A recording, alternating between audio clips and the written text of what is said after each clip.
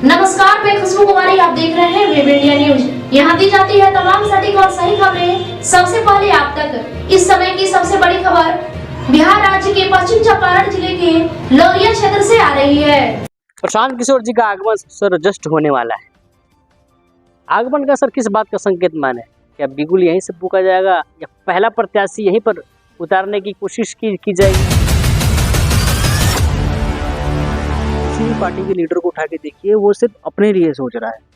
लालू जी अपने बेटे के लिए सोच रहे हैं, नीतीश कुमार भी अब अपने बेटे के लिए सोचने लगे हैं। तो ऐसा एक लीडर नहीं आपको मिलेगा जो जनता के लिए सोच रहा हो। प्रशांत किशोर जी को देखिए, वो लोगों के लिए सोच रहे हैं। फिलहाल एक तरफ आरजेडी है, एक तरफ में तो आरजेडी और दूसरी तरफ जेडीयू, और दोनों का ये तो गढ़ है बिहार। तो क्या लगता है कि इतना जल्दी प्रशांत किशोर जी इन दोनों के वोट में सेंध मार पाएंगे? सर, हमारी लड़ाई जेडीयू या आरजेडी से नहीं हो रही है, हमारी लड़ाई हो रही है बेरोजगारी से, अविकसित से लड़ाई हो रही है। जो बिहार की हालत है, जहाँ रोजगार नहीं है, जहाँ फैक्ट्री नहीं है, जहाँ लोगों को खाने का सही से साधन नहीं मिल पाता है, काम करने का पलायन कर रहे हैं, छोड़ के किसी और स्टेट में जा रहे हैं करने, छठ पूजा में आने के लिए धक्का मुक्की करके आना पड़ता है। हमारी लड़ाई उन चीज़ों से है। वेलकम बैक, मैं रईस और आप देख रहे हैं web India news.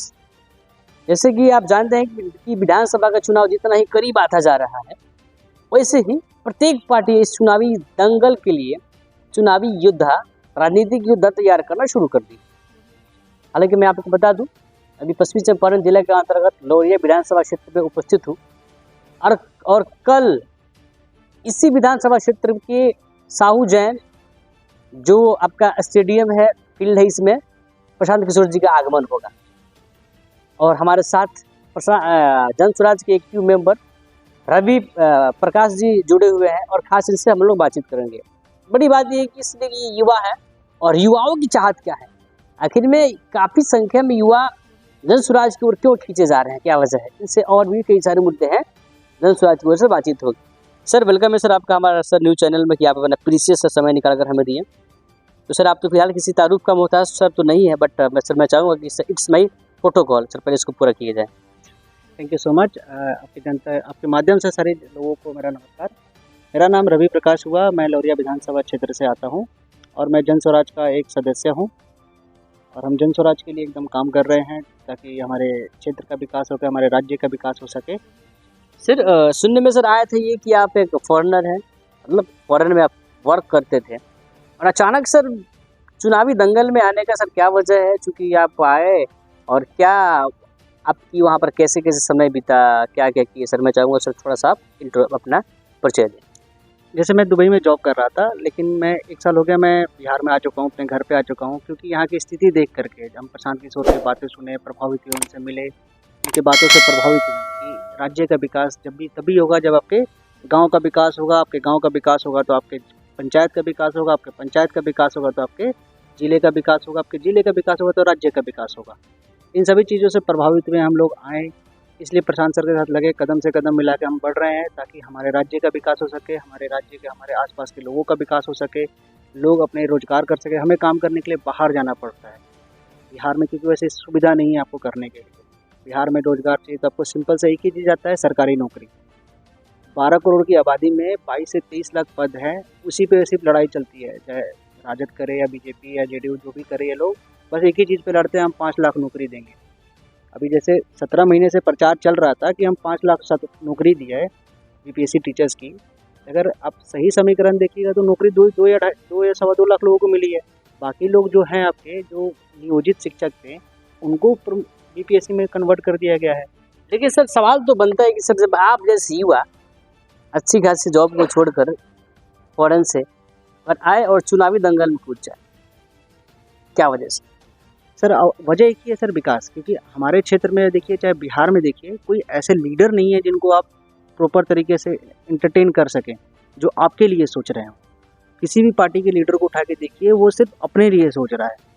Lalu ji अपने बेटे के लिए सोच रहे हैं, नीतीश कुमार भी अब अपने बेटे के लिए सोचने लगे हैं। तो ऐसा एक लीडर नहीं आपको मिलेगा जो जनता के लिए सोच रहा हो। प्रशांत किशोर जी को देखिए, वो लोगों के लिए सोच रहे हैं, पद यात्रा कर रहे हैं, लोगों को जागरूक कर रहे हैं, उठा रहे हैं, उनके भाषण में कहीं नहीं सुनिएगा, उनकी जितनी पदयात्रा आप देख लीजिए, चाहे जितने लोगों से जो संवाद करते हैं वो देखिए, एक जगह आपको नहीं मिलेगा कि लोगों से प्यार से बता रहे हैं, नहीं, वो लोगों को जगा रहे हैं, झकझोर रहे हैं कि उठिए, ये सही समय है उठने का।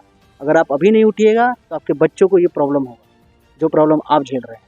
शराबबंदी को सर लेकर क्या राय है आपकी? चूँकि एक तरफ तो महात्मा गांधी जी की विचारधारा की बात करते हैं प्रशांत किशोर जी, और दूसरी तरफ ये स्वयं बोलते हैं कि यदि हमारी सरकार बनी सरकार बिहार में तो हम शराबबंदी को हटा देंगे। अभी तो शराबबंदी है तो ये हाल है, प्रत्येक माह में 1-2 केस आते ही है, जो कि हम लोग इसको सोशल मीडिया के माध्यम से भी हम लोग देख रहे हैं।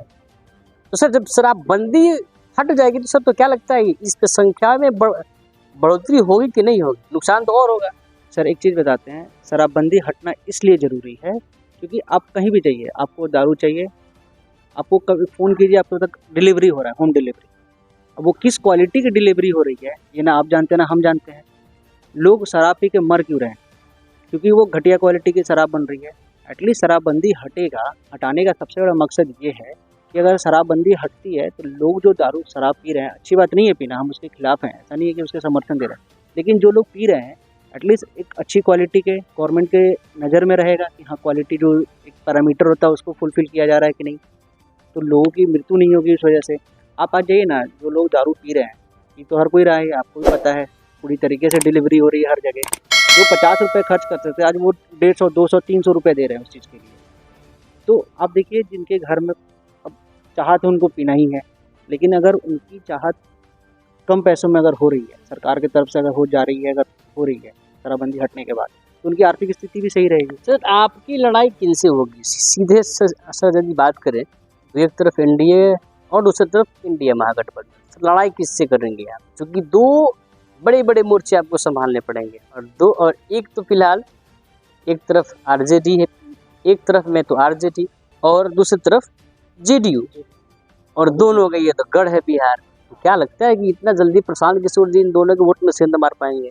सर हमारी लड़ाई जेडीयू या आरजेडी से नहीं हो रही है, हमारी लड़ाई हो रही है बेरोजगारी से, अविकसित से लड़ाई हो रही है। जो बिहार की हालत है, जहाँ रोजगार नहीं है, जहाँ फैक्ट्री नहीं है, जहाँ लोगों को खाने का सही से साधन नहीं मिल पाता है, काम करने का पलायन कर रहे हैं, छोड़ के किसी और स्टेट में जा रहे हैं करने, छठ पूजा में आने के लिए धक्का मुक्की करके आना पड़ता है। हमारी लड़ाई उन चीज़ों से है। आप प्रशांत किशोर जी को कभी नहीं सुनिए कि हमें इनको हरा देना है, नहीं, उनका ये कहना है कि हमें बेरोजगारी को हराना है, हमें गरीबी को हराना है, वो हमेशा इस बातों पे लगता है। बेरोजगारी को सर लेकर क्या है, क्या लगता है आपको आने वाले समय में यदि जनसुराज की सरकार आई तो बेरोजगारी पर काफ़ी कमांड हो पाएगा? जरूर हो पाएगा सर। देखिए आप जैसे आसाम में देखिए, कुछ दिन पहले मोदी जी बिहार से होकर आसाम गए थे, क्यों गए थे? ग्लोबल इन्वेस्टर समिट हो रहा है, मध्य प्रदेश में ग्लोबल इन्वेस्टर समिट हो रहा है, गुजरात में होता है, हरियाणा में होता है, राजस्थान में होता है, लेकिन बिहार में एक भी ग्लोबल इन्वेस्टर समिट नहीं होता है। कहीं पेपरों में दे देते हैं लेकिन एक भी नहीं आता है। तो सबसे पहले है आप लोगों को इन्वाइट नहीं कीजिएगा, उनको फैसिलिटी नहीं दीजिएगा तो फैक्ट्री कैसे आएंगे लगाने? सर इस चुनावी दंगल में आप अकेले उन 2 योद्धा से लड़ने के लिए कूद पड़े हैं जिनका वर्चस्व यहाँ पर रह चुका है। एक तरफ तो आरजेडी है और जेडीयू, और आप बिना किसी दूसरे दल से समीकरण किए हुए या गठबंधन किए हुए, क्या लगता है कि इतनी आसानी से ये लोग आपको आगे आने देंगे? या इनका पद आप छीन पाइएगा, या आप व्यवस्था परिवर्तन कर पाइएगा?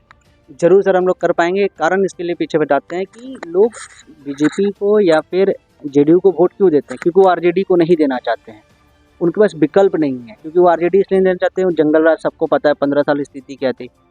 इनके जेडीयू की सरकार में, एनडीए गठबंधन में भी आप देख लीजिए स्थिति वही है, लेकिन अब लोगों को बेरोजगारी से प्रॉब्लम हो रही है, लोगों के पास रोजगार नहीं है। तो इन चीज़ों से हमारी लड़ाई है। तो लोग इस चीज़ खोज रहे हैं, लोग कि कैसे चेंज किया जाए इस चीज़ों को। इन चीज़ों पे हमारी बेसिकली लड़ाई हो रही है और हम इसमें सक्षम होंगे 100%। सर विपक्षी पार्टी का सर तो कहना ये कि यदि हमारी भी सरकार बनी तो हम 2,500 देंगे माई बहन मान योजना के तहत। हाल ही में यह बात कही है तेजस्वी यादव जी। क्या लगती है आपको, यह राजनीतिक एक लॉलीपॉप है या एक जनता के लिए उम्मीद है?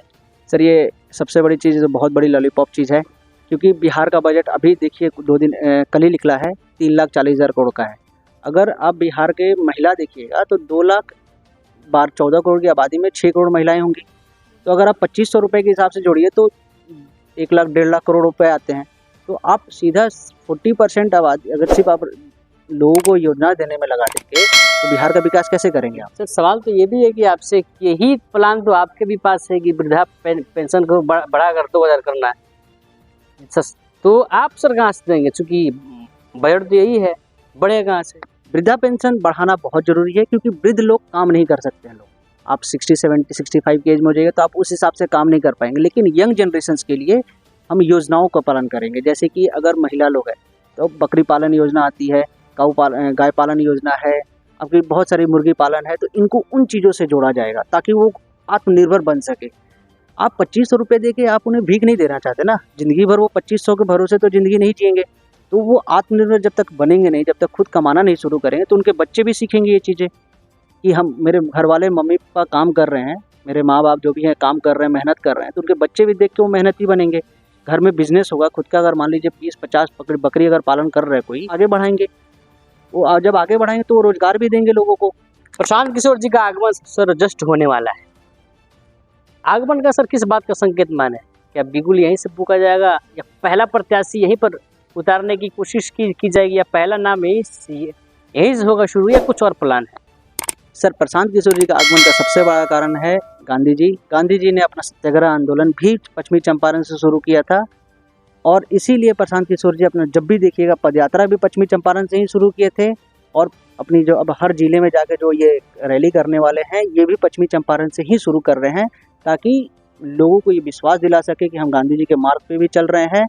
और जहाँ से उन्होंने पदयात्रा शुरू करके पूरे अंग्रेजों को खदेड़ा था, उसी तरह उसी चंद पे हम लोग भी चलेंगे और पूरे बिहार से। महात्मा गांधी सर तो अंग्रेजों को खदेड़े थे, आप लोग किनको खदेड़िएगा? हम लोग बेरोजगारी को खदेड़ेंगे, गरीबी को खदेड़ेंगे और लोगों के मन में खुशहाली लेंगे। राष्ट्रीय सर आपसे सर ये सवाल है कि 5 साल तो जनता इंतजार करती है अच्छे प्रत्याशी को चुनने के लिए और 5 साल पछताती है गलत प्रत्याशी को चुनकर। अब जनता को क्या कहना चाहेंगे? जनता को एक ही चीज़ कहना चाहेंगे, ये जगने का वक्त है। लोग पैसे देते हैं क्योंकि जो भी आएंगे वो पैसे बांटते हैं लोग, आप पैसे लेके रखिए बट अपने बच्चों का भविष्य देख के ही वोट दीजिए। जिसे भी वोट देना है आप दीजिए, उससे में कोई दिक्कत नहीं है। जो आपका विकास करे, जो आपके साथ खड़ा हो, जो आपके बच्चों के बारे में सोच रहा हो, आपके बारे में सोच रहा हो, उन्हें वोट करें ताकि आप अपने उज्जवल भविष्य की कामना। चलिए सर आपका सर बहुत बहुत धन्यवाद। तो ये थे रवि प्रकाश जी जिन्होंने जनसुराज की ओर से अपनी बात को भी बाकी से रखी और प्रत्येक सवाल का उचित उत्तर भी देने की कोशिश भी की। तो देखते ही इस आगामी विधानसभा चुनाव के लिए लौरिया विधानसभा क्षेत्र से क्या रणनीति रहेगी। क्या भारतीय जनता पार्टी की पुनः यहाँ पर सरकार बनेगी या आरजेडी की सरकार बनेगी इस विधानसभा चुनाव में, या जनसुराज का हिस्से मारकर यहाँ पर सीट निकालेगी, देखते हैं। तब तक के लिए विजिट कीजिए हमारे चैनल, फिर मिलते हैं एक नए खबर के साथ। जय हिंद, जय भारत।